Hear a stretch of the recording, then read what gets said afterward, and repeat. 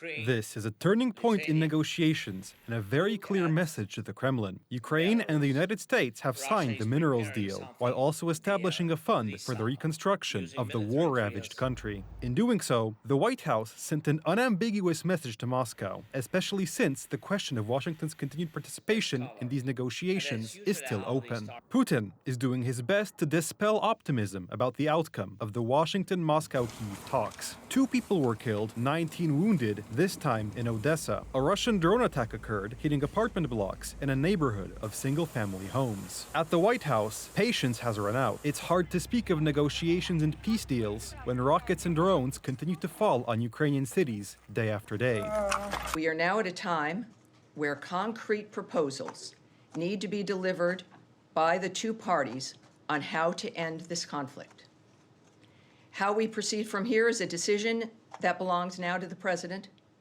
If there is not progress, we will step back as mediators in this process.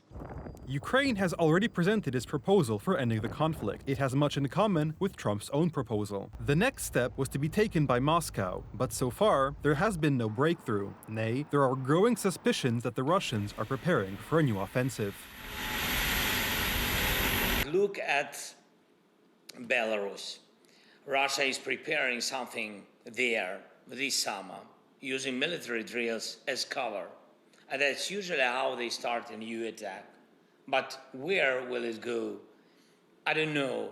Ukraine, Lithuania, Poland, God bless, no.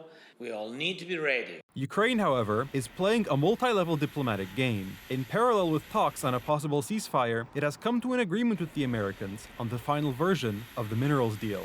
Today's agreement signals clearly to Russian leadership that the Trump administration is committed to a peace process centered on a free, sovereign, and prosperous Ukraine over the long term.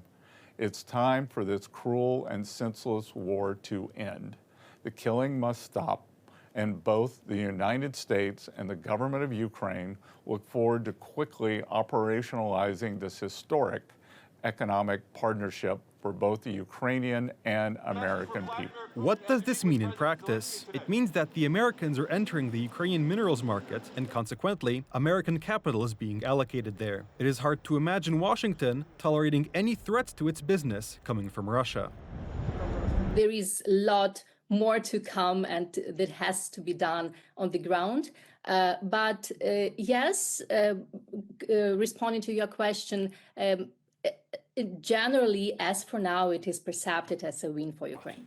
There are also many indications that not much will change in terms of the ceasefire talks, with the Americans likely to pull out of the negotiations. The question is whether or not, with economic relations with Kyiv tightening, Washington will decide to support Ukraine with arms and ammunition supplies, while significantly changing its rhetoric toward the Kremlin, swapping the diplomatic carrot for the military stick.